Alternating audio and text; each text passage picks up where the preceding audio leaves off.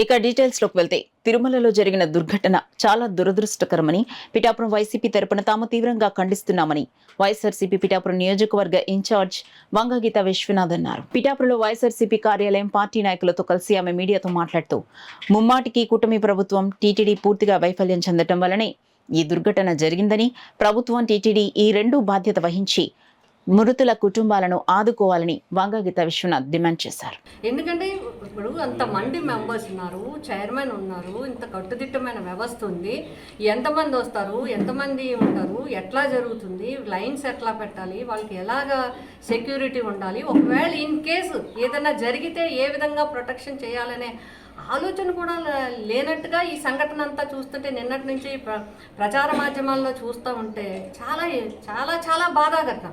మేము తీవ్రంగా వైఎస్ఆర్సీపీ పార్టీ తరఫున, పిఠాపురం నియోజకవర్గం తరఫున దీన్ని తీవ్రంగా ఖండిస్తున్నాం. బాధితుల కుటుంబాలను ఆదుకోవడం మాత్రమే కాదు, ఎవరు తెచ్చివ్వగలరు ఒక తల్లిని, ఎవరు తెచ్చివ్వగలరు ఒక తండ్రిని, ఎవరు తెచ్చివ్వగలరు ఒక బిడ్డని? ఇలా ఎలా ఎలా ఎలా ఎలాగ అవుతుంది?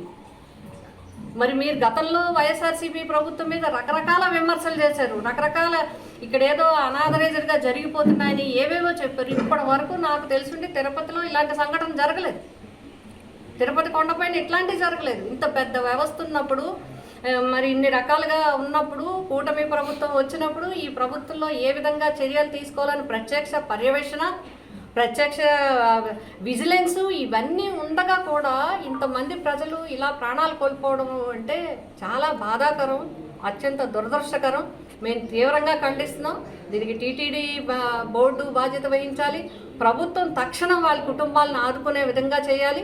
ఎవరైతే బాధితులు ఉన్నారో వాళ్ళకి మెరుగైన వైద్యం అందించడానికి వెంటనే తక్షణం విమానాల్లో తరలిస్తారో, హైదరాబాద్ పంపిస్తారో, ఎక్కడికి చేయిస్తారో, చెన్నై పంపిస్తారో వాళ్ళందరి ప్రాణాలు కాపాడే విధంగా ఈ ప్రభుత్వం తక్షణం చర్యలు చేపట్టాలని చెప్పి మేము బాధితులందరూ ఎవరైతే చనిపోయారో వారి కుటుంబాలకు మా సానుభూతిని తెలియజేస్తున్నాం. వారి హాస్పిటల్లో ఉన్న వాళ్ళందరూ త్వరగా మెరుగైన వైద్యం ఆ వెంకటేశ్వర స్వామి ఆశీస్సులతో వాళ్ళందరూ కోలుకోవాలని మేము